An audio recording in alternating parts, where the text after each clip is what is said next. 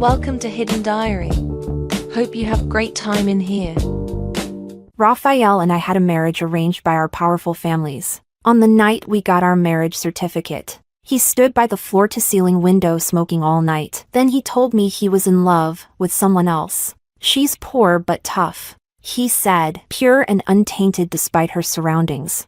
I was silent for a moment. I didn't tell him that I'd had a crush on him for years. I just asked, "So what now?"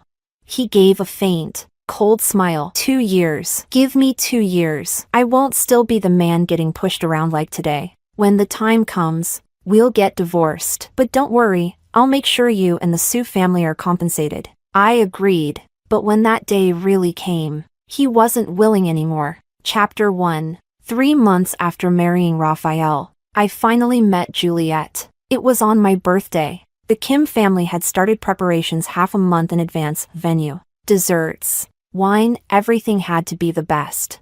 I overheard someone exclaiming, "The old Mr. Kim sure thinks highly of his granddaughter-in-law. Probably every powerful person in City A is here tonight." They weren't wrong. And yet, despite all that, something went wrong. A chandelier suddenly came crashing down from above. At the time, only a waiter and I were beneath it. Panic broke out immediately. I was just about to step aside when I saw Raphael Kim part the crowd and rush over. But he ran right past me and grabbed the waiter out of the way. In the end, my arm got hit and cut open, while the waiter was safe in Raphael's protective embrace. I had never felt more humiliated. Raphael quickly came to his senses. He let go of the person in his arms, walked over, picked me up, and took me to the hospital, so no one paid much attention to what had just happened. When I woke up, I saw Raphael standing by the hospital window. On a call, he said, "You shouldn't have come today. If you got hurt, what would I do? I'll divorce her eventually. Just wait for me, okay?" Just 2 sentences. That was all it took for me to realize the waiter was Juliet, the girl he wanted to marry, but couldn't. He turned around and saw I was awake. A slight breath of relief escaped him. I wanted to smile, but couldn't. He walked over and raised his brow slightly. "You're awake?" I said yes. In the 3 months we'd been married, we looked like a polite and respectful couple. But in truth, aside from the night we got our license, we had barely spoken. Now, the silence was overwhelming. After a long pause, he asked, "Aren't you going to ask for an explanation?" I said there was no need. I already knew who she was. He gave a soft laugh. "Just as smart as you were in school." Chapter 2. After he left, a friend came to visit me. The whole Kim household is in chaos right now. But when Raphael rushed in carrying you just now, he looked so worried. "So, is this like a secret crush turned true love? Or love after marriage?"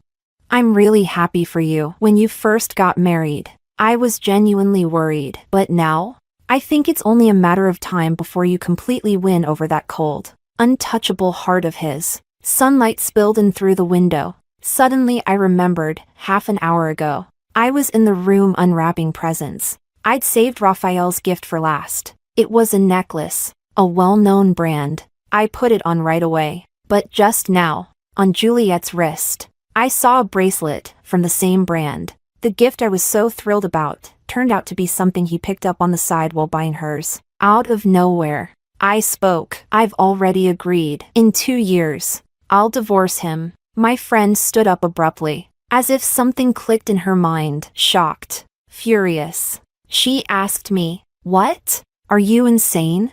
Is he seeing someone else behind your back?" I smiled faintly. It wasn't like that. Raphael wasn't the kind of man to sneak around. On the contrary, he protected Juliet fiercely. He loved her quietly, almost painfully, afraid someone would hurt her, afraid even a whisper of gossip might taint her name. Besides me, only a few of his closest friends knew he had fallen for someone from outside our social circle. No. As for the reason, I can't tell you yet, but it's settled. I made a promise, and I'll keep it. Spending a lifetime with a man who doesn't love me, versus the tangible benefits he and the Kim family could bring to me and the Sue family. Anyone with a brain would know what choice to make. My friend was stunned for a moment, but didn't press. In the end, she only said, "But you've loved him for so many years." I let out a long breath. So what?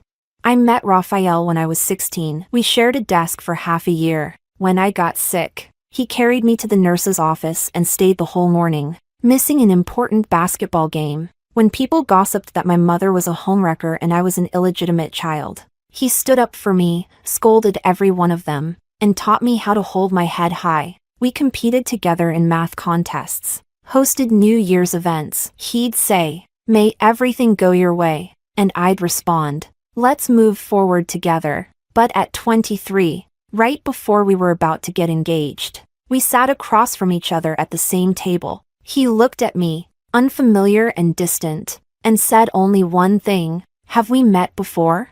He had forgotten me. At that moment, I was speechless. I hadn't changed much, still calm, long-haired, in a blue dress, still not one to smile too often. The only difference, maybe just the touch of makeup I now wore, where I used to go barefaced. But forgotten is forgotten. The things I held onto like lifelines meant nothing to him. They were just fleeting kindnesses. He was a good person, but not good to me. So I just smiled and pretended it didn't matter. Did you forget? Class 7. Grade 10, I'm Tiffany. Raphael looked up. His furrowed brow relaxed. He sighed. Oh, it was you. Chapter 3. On the day I was discharged from the hospital, Raphael came to pick me up in person. The hospital room was filled with things, fruit baskets, bouquets from friends and relatives, my toiletries and change of clothes. He carefully packed everything piece by piece, then went to handle the discharge paperwork.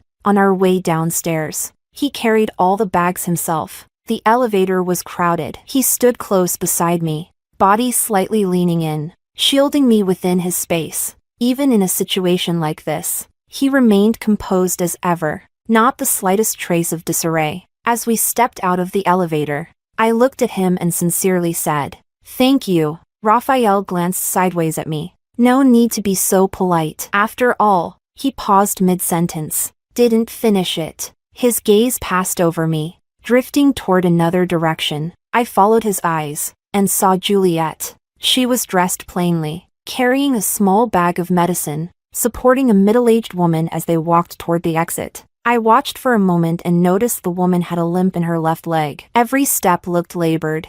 I pulled my thoughts back, and when I turned around again, Raphael was already walking away. He was moving fast. I hurried to catch up, not knowing whether I just really wanted to talk to him or if I was simply too curious. Either way, I found myself blurting out, "Don't you want to go check on her?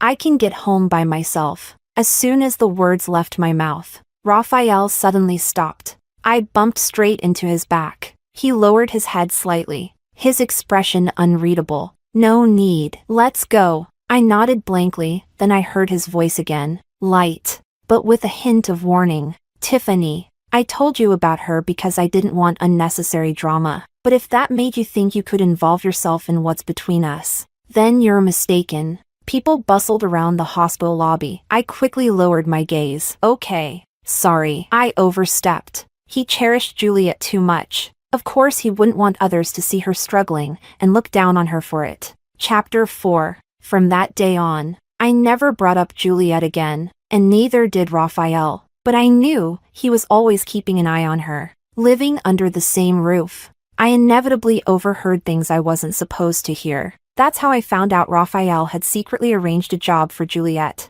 The salary was high, and the position was quite respectable. To protect Juliet's pride, he went through several layers of intermediaries. By the time the offer reached her, even the person handing it over had no idea it was Raphael pulling the strings behind the scenes. He had gone to incredible lengths, and there were many other things like this. Over time, even I started to believe, if they didn't end up together, it would be nothing short of a cruel twist of fate that refused to let soulmates find their way to each other. My relationship with Raphael remained distant and lukewarm. He had felt somewhat guilty about what happened to me during the chandelier accident, but I, being foolish, managed to erase that guilt completely with just one sentence. It wasn't until 2 months later that things between us began to ease. Naturally, it was also because of Juliet. Her mother, the middle-aged woman from that day, had been in a car accident a few years ago. Her leg had never fully recovered. Every few months, she needed a checkup.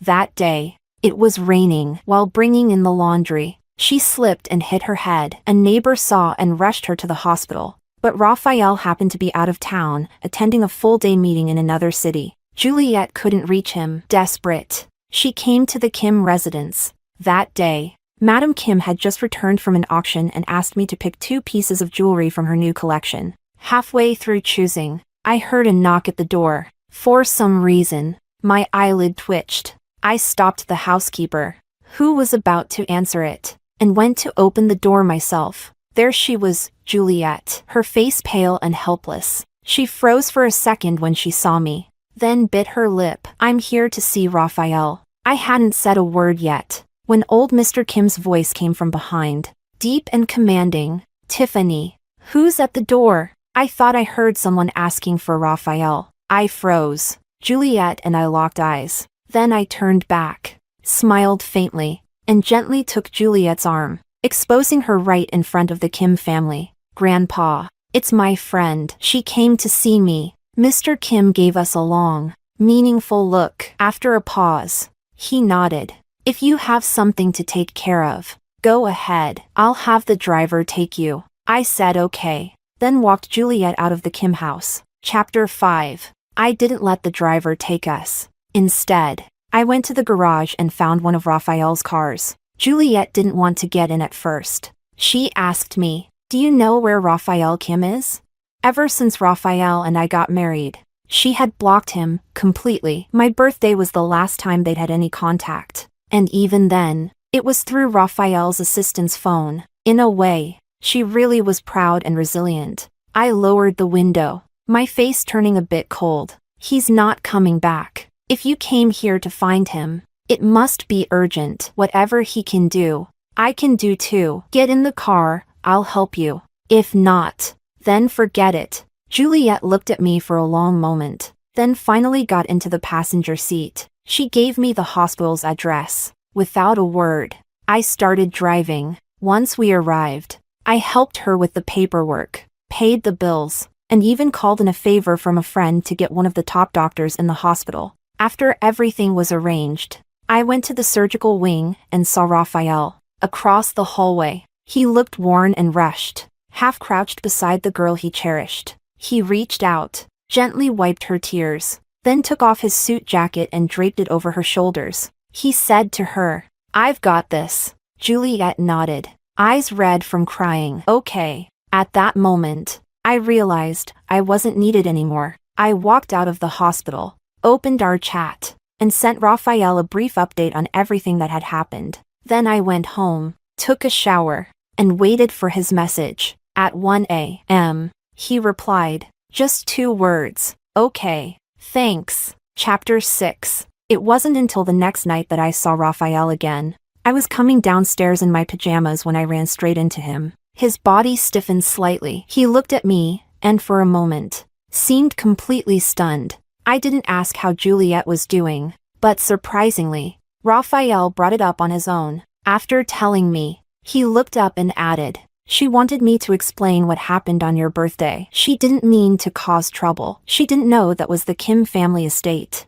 I was a little surprised. I looked at Raphael. After a moment, I nodded. "Okay, I understand." From that day on, thanks to Juliet, we somehow became closer. Whenever we visited the Kim family, Raphael would now serve food to my plate, go for walks with me, and sometimes even speak to me with a hint of warmth in his voice. After graduation, I partnered with some friends to open a studio. Business wasn't bad. I was busy every day. Our routines almost aligned perfectly. Over time, he started picking me up from work, making breakfast for me, even asking if I wanted anything whenever he went on business trips. Whatever I said I wanted, he'd buy it. He also bought things for Juliet, but never asked her what she wanted, and never gave them to her in person. Instead, he found all sorts of strange ways to deliver them. Raffle prizes, company event gifts. He spared no effort. Juliet was proud, even for that surgery. She insisted on writing an IOU, refusing to owe Raphael a single penny. And it was indeed Raphael she owed, because shortly after that day, he gave me a black card. He said the money on it was for my living expenses and included reimbursement for the surgery fee I had paid for Juliet. Once, Raphael came home late. He was drunk, sprawled on the couch, and said to me, "She's dating someone." I froze, genuinely feeling a bit sorry for him. What? He laughed. "You think she just doesn't believe in me? She doesn't believe I can compete with those other guys." What he really meant was, Juliet didn't believe he could free himself from the Kim family's control, get divorced as promised, and marry her. Raphael's parents passed away when he was young. He was raised by old Mr. Kim. He had no siblings, only 2 male cousins, and several uncles. None of them were easy to deal with. Over the years, they'd all fought behind the scenes, each vying to become the true heir of the Kim family. Raphael had suffered plenty under their hands. Right after graduation, he tried to start a business on his own multiple times, but just as he was gaining traction, he'd get undermined and lose everything. Otherwise, he would have left the Kim family long ago and been with Juliet already. He could endure hardship, but he couldn't bear the thought of Juliet going through poverty with him. Truth be told, Raphael was still young and had shallow roots. Compared to the others on the Kim board, he didn't hold much weight. Old Mr. Kim loved him, yes, but he was getting old. Sooner or later, the Kim legacy would be passed on to someone else, and I was the wife old Mr. Kim had personally chosen for Raphael. Sometimes I wondered. I'd loved him for so many years. We were married, legally husband and wife. In front of all our guests, we vowed to stand by each other, for better or worse, till the end of our days. So why were we always just one step short? I thought, maybe if I were a little more ruthless. So what if they loved each other? 2 years, what if? Just maybe, during those 2 years, he fell for me? But that thought flashed by and was gone. I had loved Raphael for 7 years, more than anyone. I wanted him to get what he wanted. So I said, "I believe in you." He looked up suddenly, then gave a low, bitter laugh. Finally, he closed his eyes and mumbled, too soft to tell whether it was drunkenness or half-dream, "You're such a good girl. How did you end up married to someone like me?" After that night, he got even busier. I had a feeling he was afraid Juliet might really marry someone else. Chapter 7. Raphael treated me well, and in return, I'd occasionally iron his shirts or cook a few meals. I had quite a knack for cooking, and Raphael always played along, finishing every bite like it was the best thing he'd eaten all week. Before I moved in, this big villa had only him in it, so dull and lifeless. I couldn't get used to it. At first, I just decorated my own room, filling it with stuffed toys, cute furniture, every inch packed. When he saw it, he clicked his tongue. "Didn't expect you to be this into clutter." Later, my room wasn't enough. Bit by bit, I started adding things to the living room. The study, of course. I rarely ever stepped into Raphael's bedroom. After dinner, I'd curl up on the couch with a magazine in hand, a movie playing in front of me. Every time, Raphael would frown and ask, "Are you reading or watching?" I don't know when it started, but eventually, he'd sit down beside me and watch the whole movie without saying a word. Over time, he began to understand the things I liked. He knew that despite seeming reserved, I loved lively things, fireworks, sparkle, everything bright and beautiful. He knew I didn't eat seafood, preferred light flavors, and had a major sweet tooth, but that was about it. We coexisted peacefully. Raphael rarely mentioned Juliet anymore, but I still saw her a few times. I knew she kept dating different people. None of the relationships lasted long. One of her boyfriends was a businessman. Somehow, he found out about her past with Raphael, and he had the nerve to use Raphael's name to strike business deals. He ended up losing money. The people he owed came straight to their home. Raphael wasn't there. In the end, it was me who dealt with it. When he returned, he sat in the living room for a long time. Finally, he knocked on my door and handed me a cup of warm milk. "Get some rest." A couple of days later, I happened to catch them arguing in a cafe. "You're being unreasonable. I don't remember you being like this before," Raphael said. Juliet's eyes were red. "You're right. I've changed. She's so kind, so gentle, and she fits your world perfectly. You two live well together. Why keep dragging me into this?" Raphael looked down, deep in thought. You think she actually loves me? Juliet bit her lip. Whatever the case is, don't come see me again. I'd rather marry anyone else in the world than you. After a long silence, Raphael nodded. All right. He said nothing more, didn't even look back at her, just turned and walked away. As a woman, I could tell this was her way of lashing out at him. He was married now, so she'd date around too, with so many men chasing after her. Why should she keep waiting for a married man? I wasn't interested in getting involved in whatever was going on between them, so I left it alone. But after that day, Raphael really did stop sending anything to Juliet. As for me and Raphael, well, we weren't completely without ambiguous moments. Sometimes, we'd stay overnight at the Kim family estate. Naturally, we had to share a room. At first, Raphael would sleep on a mattress on the floor, but after a while, people started to notice things. Madam Kim had originally been quite pleased with me as her granddaughter-in-law, but once she found out, she pulled me into a room and asked with a probing look, "Why are you being so clueless? Raphael is still young, and you two have been married for a while now. If his grandfather or those uncles and cousins catch wind of this, there'll be hell to pay. And besides, it's time you two thought about having a child." I opened my mouth, wanting to say something, but nothing came out. In the end, I could only nod. All right. That same day, Madam Kim sent over a bunch of tonics to the villa, and a housekeeper. She said it was to take better care of our daily lives. Given how awkward things were between Raphael and me, I thought he'd refuse right away. But instead, he turned to look at me first, then casually nodded. All right.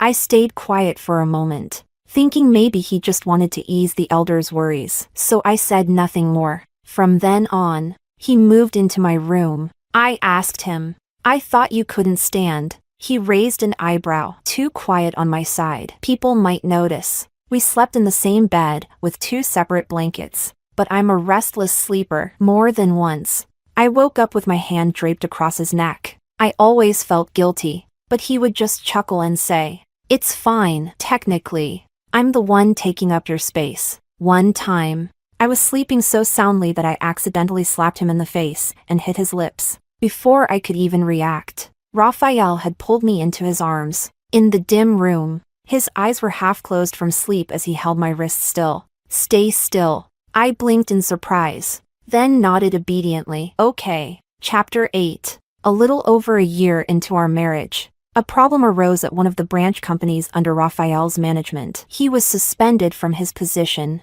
Around the same time, one of his cousin's wives gave birth to a baby boy. At the full-month celebration, old Mr. Kim waved his hand generously and immediately granted the newborn a 3% share in the family business. Raphael sat beside me. He was still smiling, but I could tell he wasn't happy. I wanted to comfort him, tried to pat his arm, but the moment I touched him, he grabbed my hand. His grip was strong, I couldn't pull away. Our fingers interlaced, and the warmth from his palm spread into mine, turning into a fine layer of nervous sweat. That day, when we left the Kim estate, he walked out holding my hand. Inwardly, I sighed. The next day, I returned to the Sue family and went to see my father. Yes, I'm an illegitimate child. My mother was once a wealthy heiress herself. She and my father were childhood sweethearts. But when they were dating, my mother's family went bankrupt. Afraid of dragging my father down, she left while pregnant and disappeared without a trace.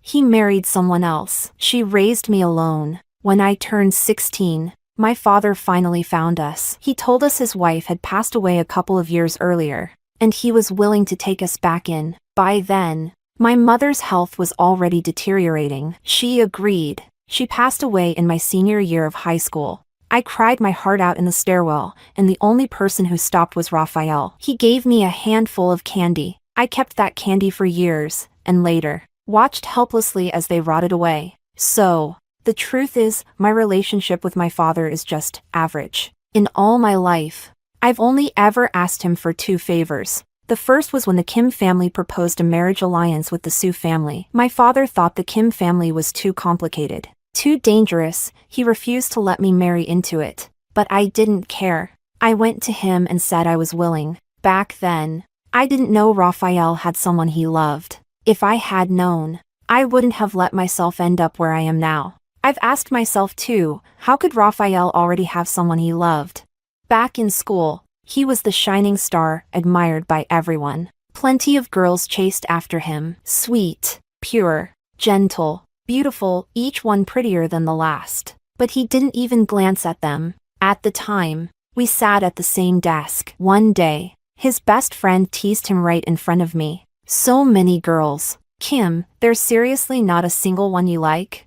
Raphael looked up coolly. No. I sat next to him thinking, he's so emotionally detached. Maybe he'd never fall for anyone in this lifetime. His friend clicked his tongue. All right then, if you end up marrying a goddess someday, I won't even be surprised. When Raphael and I got married later, it caused quite a stir. Overnight, my phone exploded with unread messages. Everyone was asking, "You're marrying Raphael?"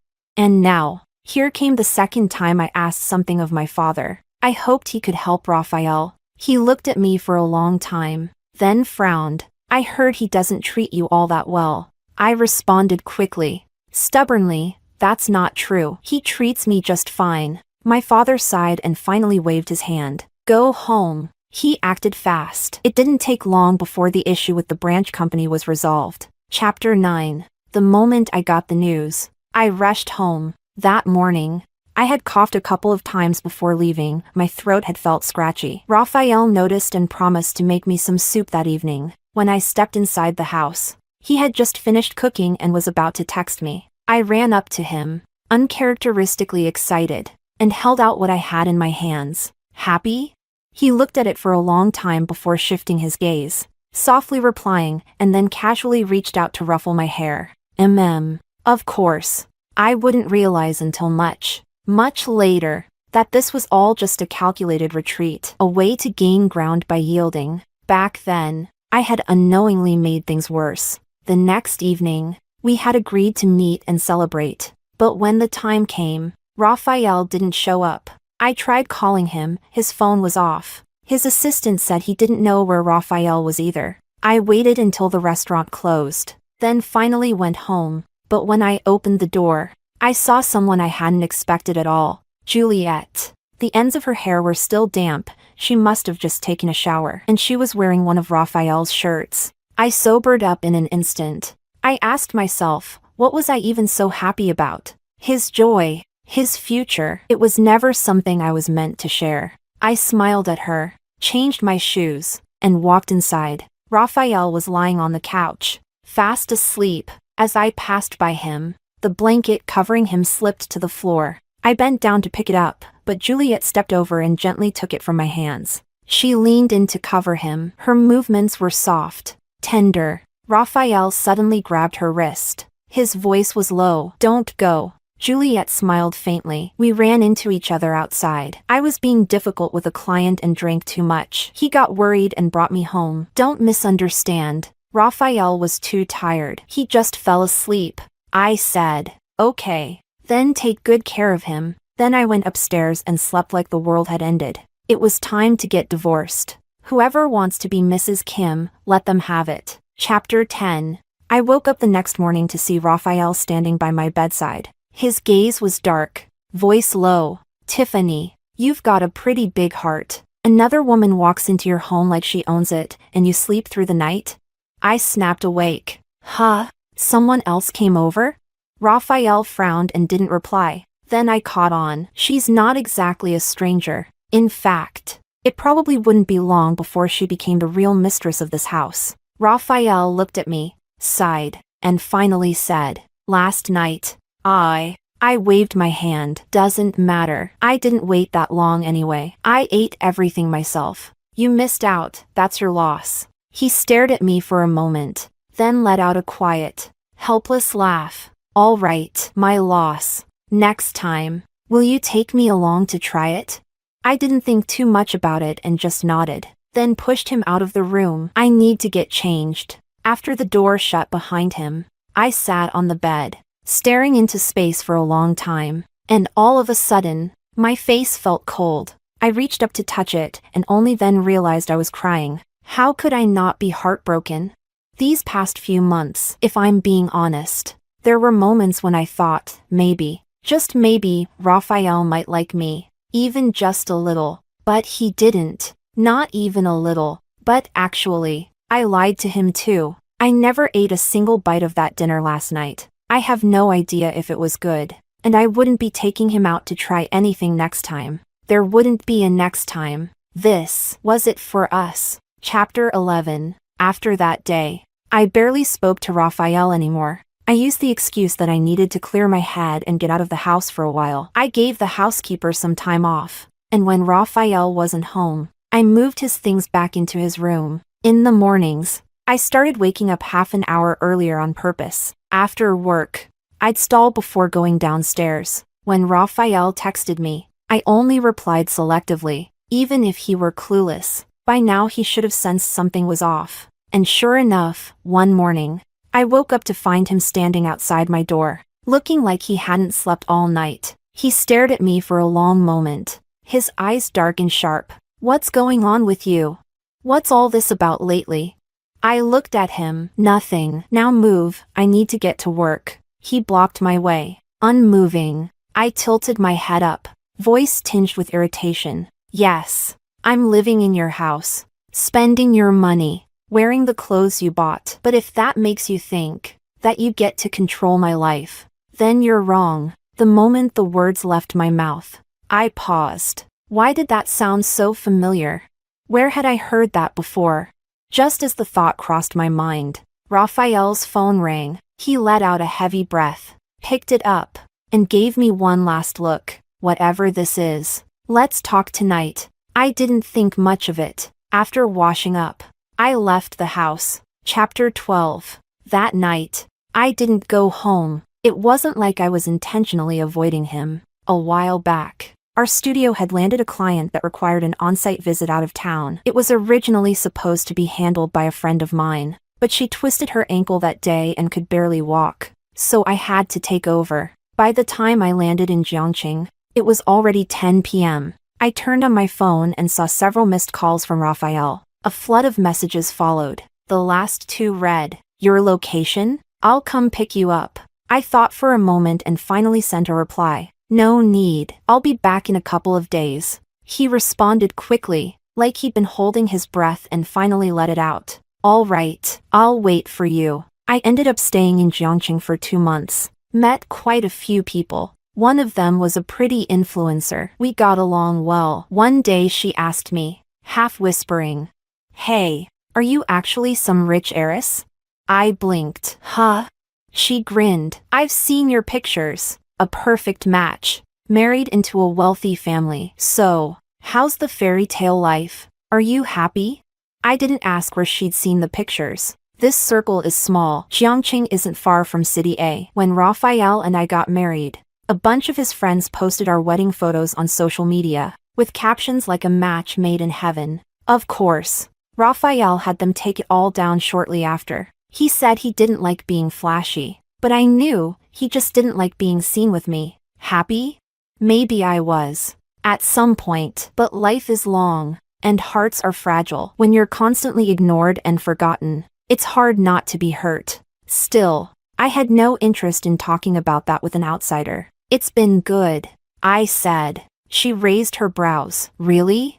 I nodded. "Yeah, that's what I told the Kim family and my dad, too. Said it so many times. I almost believed it myself, but a lie is still a lie." Raphael messaged me every single day. He'd never been a talkative person, and now suddenly he was chatting like he was someone else. It was strange. Sometimes I replied, sometimes I didn't. The day I flew back to City A, a photo of Raphael having dinner with Juliet hit the internet. His marriage wasn't a secret. The moment the photo surfaced, it caused a huge stir. Only then did I find out old Mr. Kim had been hospitalized. Kim Group's stock had plummeted several times recently. There was internal unrest. Raphael moved decisively. In just a few days, he joined forces with board members and crushed the ambitions of his uncles and cousins. From his hospital bed, old Mr. Kim declared that Raphael would be the one to take over the group's operations. And just like that, boom, a scandal broke at the worst possible time. As soon as I got off the plane, A group of reporters who'd gotten the tip were already waiting for me. Miss Sue, your husband was seen being affectionate with another woman during your marriage. What do you think about that? What could I possibly think? Of course I hoped they'd live happily ever after. But I couldn't say that. Facing the cameras, I put on a look of mild surprise. That woman is a friend of mine. I knew they were meeting. My husband is a good man. He wouldn't do something like that. Then I pushed through the crowd and walked away. Outside the airport, the wind was picking up. A few dead leaves floated in front of me, and that's when I realized it was already late autumn. I'd been married to Raphael for 1 year and 7 months. A little while later, my phone rang. It was Raphael. His voice was hoarse. I saw what you said. I gave a neutral hum and asked casually, "Why were you two so careless? Just having dinner and you got caught?" Geez. Raphael was silent for a moment. She found me outside the office. He said she wanted to pay me back and have one last meal together. I watched the people coming and going around me. I didn't really care what he was saying. I just gave a soft mem. Then I said, "Congratulations, you finally got what you wanted. I saw that photo of you and Juliet too. Strange. Really, it looked better than the one on our marriage certificate. I remember now, on the day we got it. The staff asked you to smile, and you couldn't even do it." Raphael, in a few days, let's go get the divorce papers signed. As for when we tell the public, I'll leave that to you. I can wait. There was a pause on the other end. Then I heard the flick of a lighter. Raphael's voice was muffled, low. "You really had to bring this up right now?"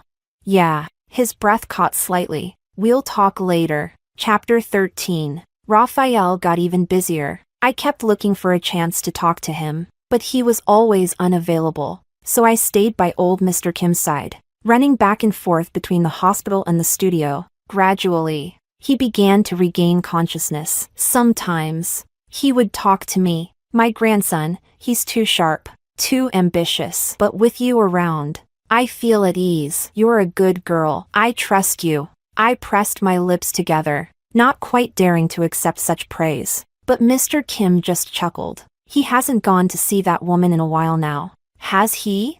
I froze. He gave a small snort. "He thinks he's done such a good job hiding it. But I knew long ago, that girl's too proud, too unstable. If he stays with her, something's bound to go wrong." I felt a bit lost. So old Mr. Kim had known all along. I thought for a moment, and decided there was no point hiding it anymore. Raphael and I were planning to. Mr. Kim cut me off. "Take your time. In the end, he'll realize how good you are. Besides, haven't you liked him for years?"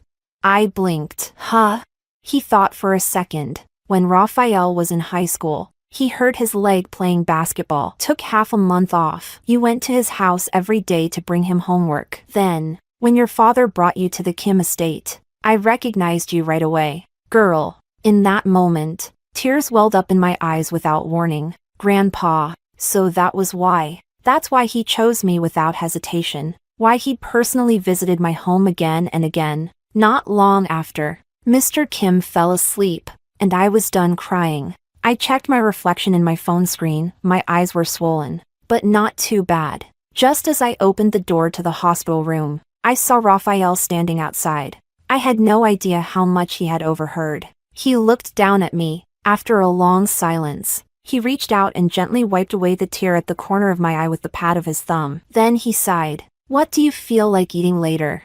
Chapter 14. Not long after, old Mr. Kim was discharged from the hospital. He handed over full control of the company to Raphael. Those uncles and cousins, whatever leverage Raphael had on them, they were completely under his thumb. Just like he'd said the night we got our marriage certificate. The man he was now was nothing like the man he used to be. No one could control his decisions anymore. I found time to visit the Kim estate. Old Mr. Kim looked much healthier. In the end, I told him that Raphael and I were getting a divorce. Both elders of the Kim family fell silent for a long time after hearing it. "If you've truly made up your mind, we won't object." My father, of course, supported my decision too. "See? Back then I said he didn't treat you all that well. And you wouldn't admit it. But your old man's a guy, trust me. I read men better than you do." After living in the villa for over a year, and with Raphael never stopping me, I had accumulated a lot of stuff. It took me an entire day to clear everything out.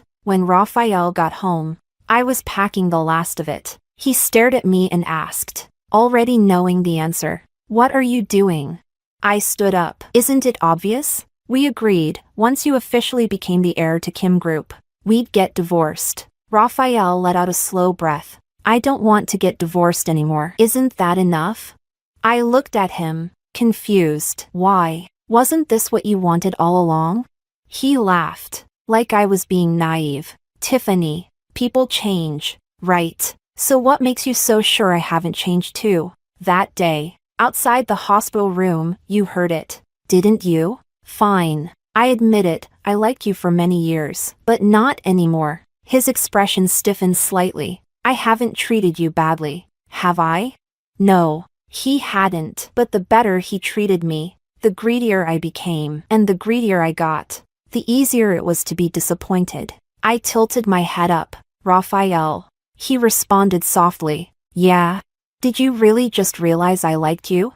Raphael's face changed slightly. I went on, "You're not stupid. You knew all along, didn't you? That's why, in the beginning, you didn't bother hiding how good you were to her in front of me, why you arranged her job, gave her gifts. You wanted me to give up, didn't you? Well, I've finally done it. You got what you wanted. This divorce, it was your idea in the first place. And now, just because you suddenly don't want it, I'm supposed to pretend none of it ever happened?" As I said all this, I was surprisingly calm. Raphael turned his head away, looking almost ashamed. I handed him a small box. "This is the necklace you gave me last year. I only wore it once. I'm giving it back. In the past year, you've helped me, and I've helped you. We're even now." Chapter 15. After that day, Raphael came to see me a few more times, but I turned him away every time. "Unless it's about the divorce, I'm not interested in talking." The last time he came, he finally gave in. "So this is the only way to untangle whatever's in your heart, huh?" Truth be told, there wasn't much left tangled in my heart, but I still nodded, following his lead. "Yeah." His gaze dimmed slightly. He looked at me, suppressing whatever emotion lingered in his eyes. Then he smiled faintly. "All right." He was generous, everything he had once promised me. He gave, no less. In fact, more. After that, I ran into Juliet once. She looked thinner than the last time. When she saw me, she paused for a second. In the end, I was the one who spoke first. "You look like you're doing well." She gave a sharp little laugh. "Oh, sure. One of Raphael's cousins gave me 500,000. Told me to lure him out, and preferably, be a little physical. But he actually kept his guard up. Wouldn't even let me get close." I thought of that photo. Yeah, if it hadn't been that way, there's no way a couple of lines from me would have smoothed over the whole scandal so easily. I smiled. "Was it that he didn't let you, or that you couldn't bring yourself to?" She was too proud to take money from Raphael, but she took someone else's, and once the money was in hand, when she faced the man she loved, she couldn't go through with it. Juliet suddenly looked up, almost sharply. She asked, "What about you? He always intended to divorce you from the start, and you still defended him." I said, "Because he really is a good person. Even if there were misunderstandings and arguments between us, I would never forget. He once gave me a handful of candy." Story 2. In the boyfriend's phone, she saw a conversation between him and his friend. "Why don't you confess to your dream girl?" The boyfriend replied, "Because she's too good. I don't think I'm worthy of her." The friend asked again, "What about Zoe?" "Zoe makes me want to become better. Good enough to be worthy of her. Who she is, goes without saying." Chapter 1. The boyfriend's response was serious. Not just a passing joke. He carefully analyzed everything from her appearance to her personality and academic achievements. In the end, he concluded, "She's too good. I'm not worthy of her." His friend asked again, "What about Zoe?" The boyfriend sent a life sucks bro meme and continued, "Zoe makes me want to become better. Good enough to be worthy of her." At that moment, my world shattered. It turns out that everything I've been doing was just preparing another girl for him. Chapter 2. I quietly put down Andrew's phone and curled up on the other side of the couch, flipping through my vocabulary book. But I couldn't focus. After a while, Andrew came out of the shower. "Baby, I don't feel like studying today. Can we take a break?" He said this lazily, with his eyelids drooping slightly. I used to love him like this because, in the next second, I would get up, run over to kiss him, and playfully tease him. "How dare you skip studying?" And he would reluctantly reach out to hold me. "All right then, just one more kiss, and I'll study with you." At times like these, I always felt a sense of accomplishment, as if I had saved a lost soul. But the message in the chat, "She's a graduate student. I'm not worthy of her in terms of education." I suddenly felt ridiculous. I looked up at him, picked up my textbook, and saw the expectation in his eyes. "Okay, you rest. I'm going to the library." Andrew looked slightly surprised, then quickly smiled and slumped back on the couch. "You're the best. Baby, I'll pick you up later." I nodded silently and walked out the door. Chapter 3. On my way to the library, Andrew sent me a message. "Are you okay?" I wiped away the tears from the corner of my eyes and replied, "I'm fine." With exams approaching, I didn't want something like this to affect my future. I buried my head in my studies, drowning in a sea of questions. When I finally finished, I noticed several missed calls on my phone. That was unusual for him. Maybe my unusual behavior today made Andrew sense that something was wrong. As I walked out of the library, I saw Andrew waiting for me under the shade of a tree. The moment he saw me, he came over. "Baby, I was cutting fruit for you earlier and accidentally cut myself," he said, showing me the slightly reddened cut on his finger. Normally, I would have found this sweet beyond words, playfully scolding him for being careless while carefully taking out a band-aid from my bag to wrap it up for him. But at this moment, as I looked at his face, he suddenly felt like a stranger. It was as if I had never really known this person. "Don't cut fruit next time." Andrew placed both hands on my shoulders, ignoring his cut. "Zoe, what's gotten into you again?" The word "again" was a reminder of the past. A past where there was tension between us. In all the time we've been together, I've only lost my temper once, and that was when he forgot our anniversary. "Zoe, it's just an anniversary. How is it any different from every other day? Is it really something to get upset about?" No matter how oblivious he was, I was fuming at that moment. This day is important. Every girl wants her boyfriend to remember it. "Really?" His tone suddenly softened. "Does every girl really care about anniversaries?" When I didn't respond, he began to soothe me. "Baby, don't be mad. I'll remember it from now on." He wasn't just gentle. He immediately booked plane tickets to Dalian, a famous tourist city, a place I had always wanted to visit. And just like that, my anger was quietly smoothed over. But, you see, all my anger had just been part of a lesson. Chapter 4. Nothing's wrong. You've always thought I was too nagging, so I'm not bothering you anymore. Andrew stared at me for a long time before tossing out, "Suit yourself." His anger manifested in nights spent at bars, surrounded by the indulgence of alcohol, as if deliberately responding to our mutual friend's question, "Did you block Zoe?" He replied, "Do I need her to control me?" I pretended not to see it and drifted into a deep sleep. Sometime in the middle of the night, the phone rang. Andrew's voice, slurred with alcohol and anger, came through the receiver. "Zoe, can you really sleep through this? What if I was sleeping with another woman? Would you not care?"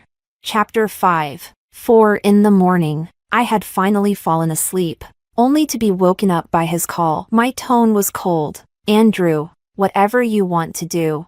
I don't care anymore." After saying this, I hung up the phone. The phone didn't ring again for the rest of the night. Strangely, the insomnia and worry I used to feel when he came home late were completely gone. I slept soundly. Chapter 6. I woke up again to the sound of an alarm.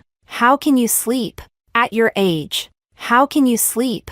The curtains were tightly closed, and the faint light from outside barely peeked through. I noticed a shadow by the bed. Realizing it was Andrew, I asked, somewhat surprised, "When did you come back?" "In the past. No matter how late he partied or how drunk he was, he would always crawl into bed, wrap his arms around my waist, and sweetly call me baby, kiss me. But this time, despite the overwhelming smell of alcohol, he just sat there silently, not making any effort to get close to me. I didn't even know when he had come back. When he saw that I was awake, he finally spoke, his voice hoarse. I was drinking until late, and you didn't call me even once. When I came home, I found that you didn't leave a single light on for me. You didn't even hear me close the door. Do you know what time I got back? In the dim light, he stared at me, questioning. Zoe, what's wrong with you?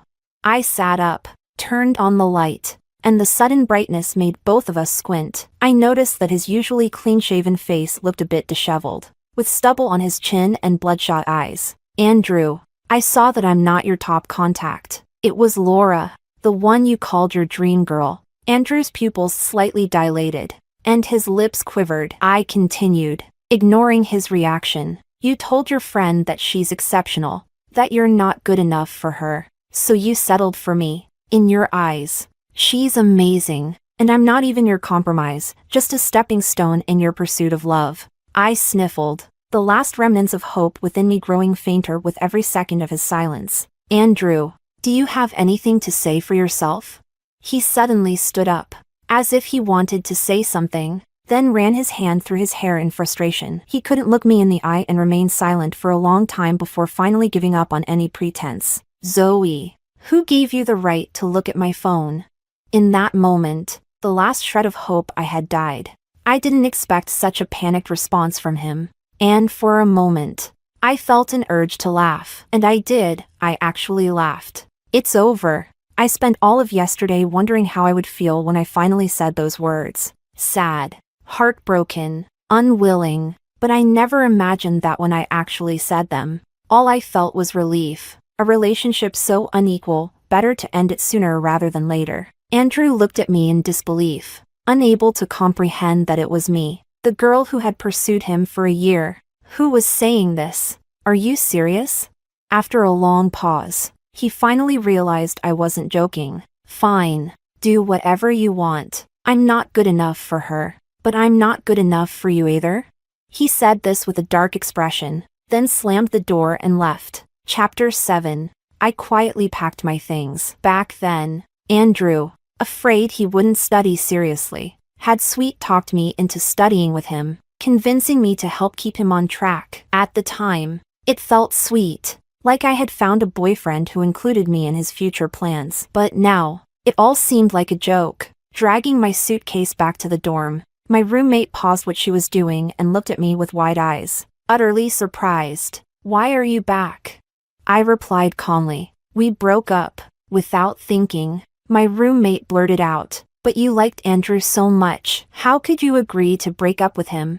She immediately realized she had misspoken. Zoe, I'm sorry. I didn't mean it that way. I didn't blame her. Anyone who had witnessed how much I liked Andrew would probably have thought I would cling to this hard-won relationship. Andrew was good-looking, played basketball well, and always wore a nonchalant smile. He was popular at school and a frequent topic on the confession page. Liking him was probably the bravest thing I've ever done. I gave him love letters, and after being rejected, I kept trying again and again. I sang love songs to him during the school's singing competition. I never missed any of his basketball games, cheering and shouting for him. It was through this persistent affection that he casually nodded and agreed to be with me. I guess everyone feels inferior in front of the person they like, just as he did with Laura, and just as I did with him, so I resigned myself to being the one who gave more in this relationship. My roommate carefully probed, "Do you think there's still a chance for you two?" The chat messages replayed in my mind. In terms of personality, she's gentle. In terms of looks, she's beautiful. In terms of education, she's a graduate student. I'm not worthy of her. And then, in response to his friend's question, he casually replied, "Heh, you mean Zoe? She makes me want to become good enough for her. That's her only advantage." Turns out, even words spoken at 98.6 degrees Fahrenheit can feel like they're delivered at -40. I took out my belongings from the suitcase, one by one, and put them away. No, There's no chance. Chapter 8. I suddenly realized that I didn't need to wake up early to make breakfast for Andrew. Didn't leave the library at noon to get his favorite sweet and sour pork from the cafeteria. Didn't go on evening walks with him. And didn't leave the library early at night because he wanted to play basketball. In just one day, I could memorize so many more vocabulary words, solve so many more problems, and reinforce so many more concepts. The seat in the library I had reserved for Andrew had been empty for a few days, and those who knew him started to whisper cautiously. Did they break up? Well, it makes sense. Someone like Andrew, who only sticks to things for a short time, wasn't going to last through grad school prep. It's a miracle he made it to November. Who do you think broke it off? The library was so quiet that even the slightest sound was amplified. Isn't it obvious? It must have been Andrew. The conversation was abruptly interrupted by the sound of something hitting the desk. This is a library. If you're not here to study, don't disturb others. Andrew slammed his bag down on the desk. Scowling as he reprimanded them, the library fell silent. So quiet that you could hear everyone breathing. A few people curiously glanced at me, then at Andrew. I lowered my head and continued studying, completely ignoring what was happening. For a long time, I could feel his gaze lingering on me. Then, I heard the rustling sounds. Andrew began packing his books into his bag, one by one, making a lot of noise, an obvious sign that he was in a foul mood. It was as if he was deliberately trying to get under my skin. Chapter 9. I wanted to ignore him, but I suddenly remembered that the notes I had carefully organized were still with him. I looked up, just in time to meet his gaze. I wrote a note on a sticky pad and handed it to him. My notes are still with you. I then realized that he had been watching me, though I didn't know for how long. When he saw what I wrote, the anticipation in his eyes slowly faded, and he looked away. His hands paused for a moment. Then he casually flipped through some pages before replying indifferently. I couldn't find them. If I do, I'll give them back to you. I nodded and didn't say anything more. Andrew had never been one to put much effort into studying. He always sought the most efficient way to get things done in the least amount of time. And the most efficient thing he ever did was sweet-talking me into helping him. I used to find it endearing, even sweet. But now, looking back, it just felt like a cruel joke. Chapter 10. A few days later, Andrew sent me a message. I found your notes. Come get them. I didn't want to deal with him, but those notes were something I had painstakingly written out by hand. The time and effort I put into them made it hard to just let them go. I replied, "Where are you?" As if he had been certain I wouldn't refuse. Andrew replied with a location almost immediately. It was at a girls' dormitory, but in the building next to ours. As I walked toward the location he gave me, the noise grew louder and louder. On the other side of the bushes, a group of people was cheering and shouting, "Say yes! Say yes!" I didn't get closer, but from a distance, I saw Andrew with a smile on his lips, speaking softly to a girl. The girl was small and fair, with a delicate face and cherry lips. She was beautiful. Her face flushed as she coyly told everyone to stop making a fuss, as if he wanted to make sure I heard. Andrew raised his voice a little. "Will you be my girlfriend?" Every word was clear and forceful. So, breaking up really did make him worthy. It turns out my existence did have some meaning after all. Through the crowd, Andrew suddenly looked back at me. Our eyes met, and I felt nothing but emptiness. I pulled a mocking smile at him. A flash of regret flickered in Andrew's eyes. Chapter 11. In the crowd, Laura nodded with a smile and, amidst the playful teasing, threw herself into Andrew's arms. Watching this overly dramatic confession unfold, I felt a sense of boredom, but since I was already here, I couldn't just leave without getting my notes. I wasn't sure how much time had passed before the crowd finally dispersed. Andrew didn't leave immediately. Instead, he slowly walked toward me. I got straight to the point, ignoring everything else as if I hadn't seen a thing. I didn't have the energy to curse him, and I certainly couldn't bring myself to offer any words of blessing. "Where are my notes?" Andrew paused, looking down, but instead of pulling out the notes, he took out a pack of cigarettes from his pocket and lit one, exhaling smoke into the dark night. The strong smell of smoke made me instinctively furrow my brows. I had always hated his smoking. worried about his health, and constantly urged him to quit. But now, whether he lived or died, I couldn't care less. Noticing my frown, Andrew's eyes seemed to light up briefly, but the light faded in the silence between us. After a moment, he broke the silence with a somewhat malicious smile. Who brings study materials to a confession? Then, as if remembering something, he added, "Oh, right. There was a bookworm who actually did. He was talking about me. Back then, when I confessed to him, it wasn't study materials I brought, it was a love letter. I was afraid that I would forget my words out of nervousness, so I hid the confession note inside a book, occasionally sneaking a glance at it. After I confessed, Andrew noticed the corner of the book sticking out and asked about it. In my panic, I clumsily lied that it was study materials, ignoring the other implications in his tone. I replied coldly, "You never intended to give them to me, did you?"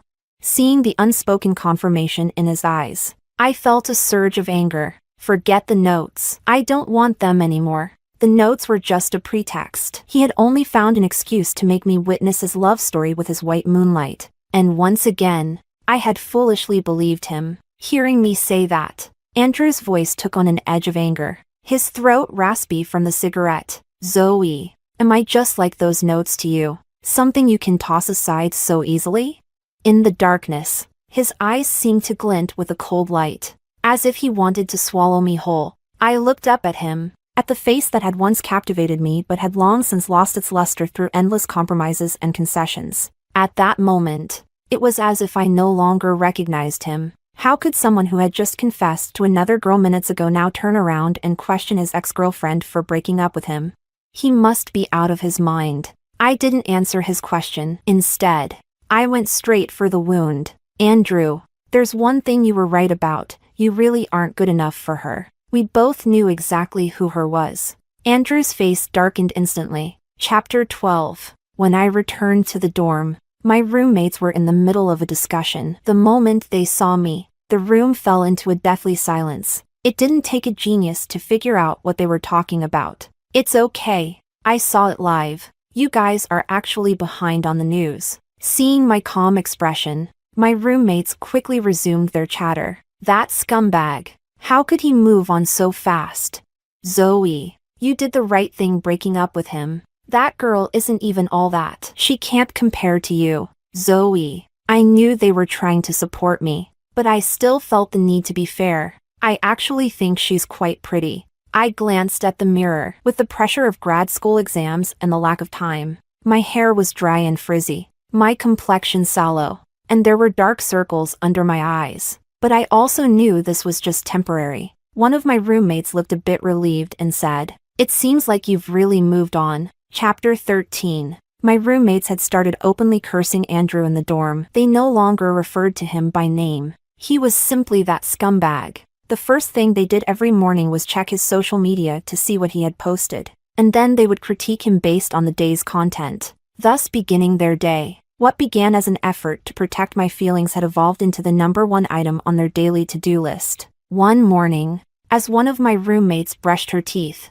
she checked his updates and immediately began to vent. "Damn it, where does that scumbag get the nerve? He took his new girlfriend to Dolly. It's disgusting, he's tainting my sacred paradise. Ugh, I feel like throwing up the grilled fish I had the other day." Hearing this, I paused mid-brush. The mention of Dolly was like flipping a switch, prompting me to glance over at her phone. The photo showed Andrew writing "Baby, I love you" in the sand on a Dolly beach. Capturing another image as the tide came in, Laura nestled in his one-armed embrace, held in a pose of absolute possession and protection. The girl looked gentle, the guy aloof. They seemed perfectly matched. Even the waves seemed to echo their love. Though I no longer had feelings for him, a dull ache throbbed in my chest, making me feel a deep sense of injustice for myself. The same gestures he used to sweet-talk me on our anniversary, he now eagerly flaunted to his new girlfriend. It was revolting. Spitting out the foam, I joined in the chorus of complaints. Pfft, what a damn scumbag. Chapter 14. When I arrived at the library, I noticed that the spot where Andrew used to sit was now occupied by another guy. He had sharp features and long, thick eyelashes. Noticing me, he looked up and mouthed the words, This seat isn't taken, right? I shook my head and mouthed back. No, it's not. I wasn't the type to hog 2 seats for myself. After I sat down, a note was passed to me. I've seen you sitting here often. Can we get to know each other? He seemed to think it was too forward, so he quickly pulled the note back and continued writing, hurriedly adding, I can save you a seat if I get here early. His handwriting was truly beautiful, each stroke strong and bold. I was about to decline when I looked up and noticed his ears were bright red. His eyes fixed on me with a mixture of hope and nervousness. It was obvious this was the first time he'd done something like this. Suddenly, I didn't have the heart to turn him down, and I found myself coming up with excuses. Having someone help save a seat might not be so bad. With that thought, I opened up my QR code with a clear conscience. The moment I did, his lips stretched into a wide grin, revealing 2 slightly sharp canines, his excitement completely unguarded. I'm Simon. He sent the message and immediately put his phone down, focusing intently on his work, though the blush creeping up his neck was hard to miss. If not for that, one might almost call his demeanor completely focused. Chapter 15. When Simon said he'd save a seat for me, he really meant it. I thought I was arriving early enough, but he was already there before me. On the table, there was a steaming egg and a bottle of milk. Simon, I brought you breakfast. Just in case. That just in case carried a lot of weight. Looking at the message on my phone, I hesitated because we weren't that familiar yet. I didn't want to seem rude. So I thanked him, picked up the breakfast, and walked toward the library entrance. I'm not really a breakfast person. Sometimes, I plan to start my day with some practice questions, thinking I'll eat later, but I get so absorbed in studying that it's suddenly noon. By the time I get back from lunch, a cold breakfast is the last thing I want to touch. Eventually,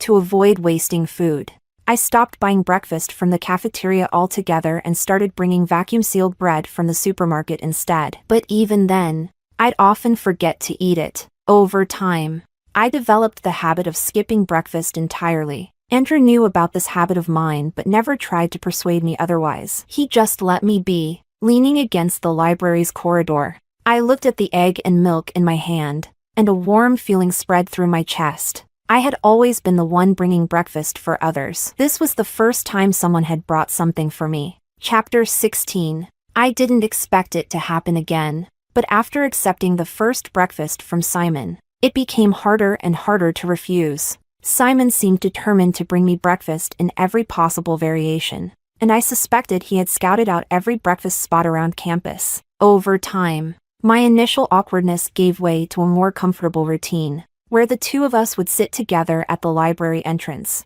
casually enjoying a meal. You've got some sauce on the corner of your mouth, Simon pointed out, his eyes bright as he looked at the corner of my lips. I reached up and wiped at it carelessly. It's still there. I couldn't feel it, so I was about to pull out my phone to check. But Simon was quicker. His finger gently brushed the corner of my mouth, wiping away the sauce. Oddly enough, even though I was the one being touched, Simon's face turned a deep shade of red, as if he were the one being teased. Just as I was about to make a playful remark, a loud thud interrupted us, a sound of something dropping behind me. I turned around and saw Andrew, standing there with a look of disbelief, staring at me and Simon. Since that confession incident, I hadn't seen him for a while. It was strange. There was a time when I would count down the seconds, eager to see him, but now, seeing him in front of me, I felt nothing but resistance. It was as if his very presence was intolerable. Simon glanced at me, then at Andrew, and leaned in close to whisper in my ear, I'll head up first. I'll take the trash with me. The warmth of his breath tickled my ear, making it itch slightly. I nodded. I'll be right up. Simon's eyes brightened with a smile again. Okay. I'll wait for you. Chapter 17. After Simon went upstairs, Andrew slowly approached me. I didn't want anyone to see us arguing, so I gestured for him to follow me into the nearby grove of trees. Andrew stared at me, his eyes tinged with lingering emotions. Zoe, you never used to eat breakfast. Why are you suddenly eating breakfast now? His voice was hoarse, and there was an unintentional hint of caution in it. Is that what you came here to ask? I used to have endless patience for him, But now, even talking to him felt like a waste of time. If that's all, I'm leaving. Before I could take a step, he grabbed my hand, his grip tight enough to make my palm ache. Instinctively, I yanked my hand away, and in his stunned silence, I snapped. What the hell do you want? Andrew finally fell quiet, looking somewhat hurt. Weren't you asking for that notebook? I brought it for you. He handed me the notebook. On the cover, it still bore the words "Hope my boyfriend studies well." Seeing those words made my scalp tingle, and for a moment, I couldn't speak. It wasn't because of Andrew, but because of how foolishly I had given everything when we were together. It turns out that even when a wound heals, the pain of reopening it can still be vividly remembered. After a moment, I found my voice. I don't want it anymore. I had long since stopped wanting that notebook because any forgotten concepts could now be found through Simon. The silence between us stretched on, so long that I thought we would never speak again. Then, Andrew suddenly asked, in a tentative, almost pleading tone, "Are you with him just to make me miserable?" He continued speaking on his own, his brows furrowed in genuine pain. "Zoe, I'm hurting so much, so, could you please not be with him?" I looked up at him, at the face that once held so much meaning for me, and realized I couldn't find a single thing about him to love anymore. "Andrew, you have a girlfriend. Don't be pathetic." I never thought I'd say something so harsh to him. It surprised me, but almost immediately, it felt perfectly reasonable. Who I'm with and what I do has nothing to do with you. With that, I didn't look at him again. I turned and walked back into the library. Chapter 18. Hearing my footsteps. Simon looked up and gave me a smile, then slid a sheet of scratch paper over to me. The paper was filled with a detailed solution to the question I had asked him earlier, meticulously explained with patience. In the sunlight, I could see the faint fuzz on his face, his skin remarkably clear, and his nose straight and well-defined. He was truly handsome. I got lost in thought, and before I knew it, I impulsively wrote something in the blank space of the paper. "Let's go see a movie after the exams." I immediately wanted to take it back, but Simon had already responded on the paper. "Sure." Seeing that the plan was now set, I glanced back at him. As expected, his ears were red again. Chapter 19. It seemed that Andrew had given up on preparing for grad school. The basketball court, which I passed on my way from the dorm to the library, was once again filled with the sound of cheers for him. I didn't want to listen, but the loud voices still flooded my ears. What's Andrew looking at? How could he miss such an easy shot? That's not like him at all. You don't get it, do you? He's looking at his girlfriend. The person speaking sounded doubtful. Huh? That can't be right. Isn't his girlfriend sitting on the opposite side of the court? I looked up, not wanting to, but ended up locking eyes with Andrew. At some point, he had dyed his hair a dark red, and he was still wearing the sweatshirt I bought for him. He looked as carefree and nonchalant as ever, but in that brief moment of eye contact, I saw something intense in his gaze, a deep emotion churning within as he stared at me, almost as if he feared I would disappear. He was still dribbling the ball, jumping for a shot, but how could someone focus on two things at once, especially in the middle of a game? The next moment, Andrew landed on the ground, losing his balance as expected, and fell hard. "Andrew, are you okay?" People rushed over, their voices filled with concern, taking over the entire court. Instinctively, I glanced at my backpack. The space where I used to keep a Yunnan Biao spray and bandages was now occupied by Simon's notes on common mistakes. The crowd continued to buzz. "Get Andrew's girlfriend over here, quick. Where's Laura? Is she here?" Laura's voice was gentle yet firm. "I'm here. I have the spray in my bag." But before her voice could fully register, it was drowned out by Andrew's pained, almost desperate shout. "I don't want you. I want Zoe. Where's Zoe? I want Zoe." It was like a child demanding candy, full of petulance and without any sense. But only those who are loved have the right to be spoiled. Andrew had long since lost that right with me. I lowered my head, quickening my pace as I headed for the library. Chapter 20. The next time I heard about Andrew was through a call from Laura. Her voice over the phone was still gentle, without a trace of anger. considering that her boyfriend had called out for his ex-girlfriend after getting injured. I expected her to be furious, hysterical even, but I was completely taken aback by how light and calm her tone was. Andrew's in the hospital. It's pretty serious. Do you want to come see him? Her voice was so soft, so tender, that it was impossible to dislike her. No, I'm not coming. As if she had already expected this, she replied. I figured you wouldn't. There was a clattering noise on her end, like something had been knocked over, and she tried to keep her emotions in check. Andrew, what's the point of taking your anger out on me? If you have the guts, grab your crutches and go find her. I wasn't sure what he said in response, but the next moment, I heard the sound of a door closing, and Laura's voice grew a bit louder. He keeps insisting on seeing you. I was puzzled and said, but you're his girlfriend. She let out a laugh, tinged with a subtle hint of self-mockery. Am I? Sometimes I forget that myself. After a brief pause, she continued, I've never been treated like this before. It would be a lie to say I'm not angry, but I realized that I should be mad at him, not you.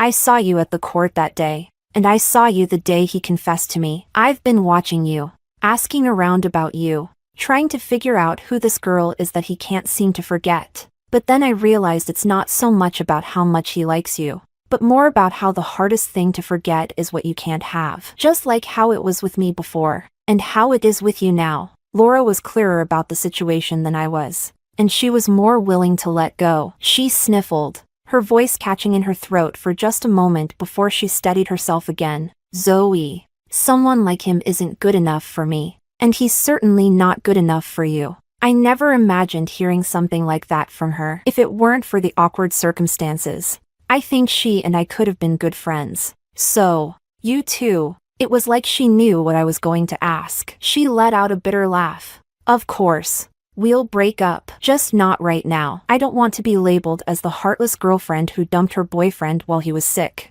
Chapter 21. On the day of the grad school exams, the classroom was filled with the soft rustling of pencils on paper. As I looked at the test questions, I felt a sense of relief, like finally seeing the dawn after a long night. After finishing the last exam and stepping out of the testing room, I saw Simon leaning his head slightly. Congratulations on finishing the exams. You're now one step closer to Simon's heart. He said this as he naturally took my hand, his gaze fixed straight ahead. This was the first time Simon had held my hand. He did it so casually that I thought he wasn't nervous at all. Just as I was about to tease him, I noticed sweat beading on his forehead. And it was December. In the end, I had overestimated his composure. After a long and enjoyable meal, Simon's hand found mine again, our fingers interlocking perfectly. His palm was warm and dry. Why hadn't I noticed how clingy he was before? We picked a movie to watch. Though the choice of genre was poor, it turned out to be a disappointing romance with a bad ending. But neither of us was really focused on the film. In the dim light of the theater, I noticed Simon's head inching closer to mine. Just as he was about to close the gap, he broke the mood by whispering, "You can still say no if you want to. I won't overstep." He spoke in a soft, breathy voice, his warm breath brushing against my neck. We were so close that I could see his long eyelashes fluttering in the flickering light of the theater. I watched as Simon's Adam's apple bobbed with a nervous gulp, and I couldn't resist any longer. I leaned in and wrapped my arms around his neck. By the time the movie ended, neither of us could recall what it was about. All we could remember was the sight of each other's flushed faces, red as a monkey's behind, caught in the corners of our eyes. Chapter 22. After the exams, time suddenly seemed more abundant. Even though I still had my graduation project to work on, Simon and I had plenty of time to be together. I finally asked the question that had been lingering in my mind. Simon, what do you like about me? As soon as I asked, I realized just how nervous I was. Simon playfully pinched my nose. You're so wonderful. What's not to like? He stared into my eyes for a moment before slowly explaining how his feelings for me had developed. Do you know how disciplined you are? No matter the weather, you're always in that same spot, never missing a day. Every time I looked up, I could see you. Whenever I got frustrated with a problem or felt like giving up, just seeing you made me feel calm again. He gently pinched my cheek before continuing. And You probably forgot. But you once lent me an umbrella. I was standing outside the library, waiting for the rain to stop, when you offered me your umbrella and smiled, telling me to keep going, like an angel. Then he mumbled, "It would have been perfect if that annoying ex-boyfriend of yours hadn't been there." His words triggered my memory. Back then, Andrew and I both had umbrellas. When I saw a tall figure standing by the library entrance, trying to memorize vocabulary in the rain, I handed over my umbrella without a second thought and encouraged him with a keep going. Andrew had even mocked me for it, saying I was meddling. You have no idea how much your ex-boyfriend annoyed me. But now, at least I have a title. I'm not the guy who has to quietly walk back to the library alone anymore. This time, if he bothers you again, I have the confidence to stand up to him. Simon was smug, his smile carefree, brimming with youthful energy. So, he had been quietly stewing and competing with himself all along. I stood on tiptoe and gently kissed him on the lips. Now that you have the right to be jealous, make sure you cherish it. Simon, emboldened, let his gaze burn into me, his voice dropping as he called my name. Zoe. A tightly wound string in my mind suddenly snapped. Chapter 23. Simon was clingy. He would often linger at the dorm entrance, delaying my departure. And I didn't mind. I didn't want to be apart from him either. When we finally did part, I saw him smiling under the moonlight,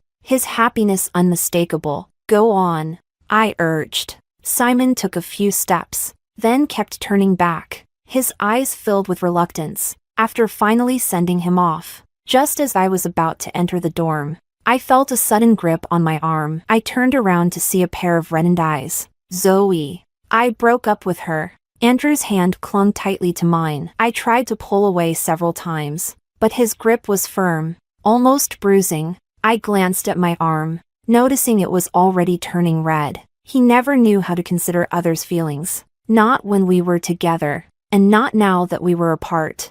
I looked at him, my expression indifferent. Oh, what a coincidence. I have a boyfriend now. Andrew stepped closer, wincing as his injured foot flared up with pain, a soft hiss escaping his lips. His voice was even more hoarse, his emotions boiling over. Zoe, I love you. I can't live without you. I was wrong. I was really wrong. He had always been carefree and unrestrained, but tonight, it seemed like all his pride had been shattered. Please, don't leave me. If we were still together, I would never have had the chance to see him like this. You're hurting my hand. Andrew paused, then released his grip.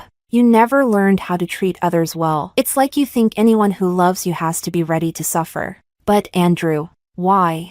I'm sorry, I cut him off. I really don't like you anymore. My boyfriend gets jealous easily, so you'd better not show up in front of me again. With that, I turned to leave. His voice, barely audible, strained and restrained, reached me. My birthday's coming up. You promised you'd bake me a cake. The sound of the door unlocking filled the air, and I didn't look back. When you learn how to love someone, there will be someone who will bake it for you. But that person won't be me. Behind me, his voice trembled with emotion. Zoe, I'll wait for you. I didn't stop walking. Suit yourself. Chapter 24.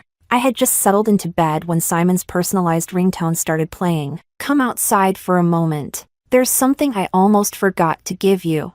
I dashed out the door. The night was cool and serene, and Simon's tall figure stood silhouetted by the moonlight, a silver glow tracing his outline. What is it? He gently pulled my hand towards him, slowly wrapping my fingers around a thin ribbon that led to a small, square box. I made you a cake. His expression was so clearly seeking praise that I couldn't help but laugh. But it's not my birthday today. Simon clasped my other hand, intertwining our fingers. Who says you can only eat cake on your birthday? What else is a boyfriend good for? His eyes were filled with affection, and my heart melted. In his gaze, where I could see my reflection, I stood on tiptoe, our eyes locked. I don't know who initiated it, but by the time we parted, Simon's breathing had deepened. He lowered his voice, speaking softly, over and over. I love you, Zoe. Epilogue. After Simon and I finally parted for the night, a light drizzle began to fall. blurring the world around us. I ran back inside to grab an umbrella for Simon. He grinned from ear to ear, saying, "It's still the same umbrella, our first love token." The umbrella was large but quite ugly. A freebie from some bank. Only Simon could cherish it like a treasure. "You'd better go now," I urged him. I was worried that if he didn't leave soon, he might just end up spending the night under the bike shed. All right. After Simon left, I noticed a shadow lurking in the bushes behind the bike shed. I didn't know how long he had been standing there, but his hair was drenched, plastered to his face, and still dripping with water. He looked utterly miserable, like a stray dog. That was the last time I saw Andrew. Some time later, on the day of Simon's graduate ceremony, he proposed to me in front of the entire school. He covered his mouth, pretending to cough, trying to maintain his composure, but his words gave him away completely. "Honey, say yes." The crowd around us started to cheer. "Don't say yes. He's already calling you wife without permission. Where's his manners?" Blushing furiously, Simon waited, and I softly replied, "Yes." The wedding went as planned, with guests coming and going, but amidst the celebrations, I unexpectedly received a notebook. Next to the words, "Hope my boyfriend studies well," a few new characters had been added. "After all these years of waiting, I still couldn't have you." I tossed the notebook into the trash without a second thought. Affection that comes too late is worth less than weeds.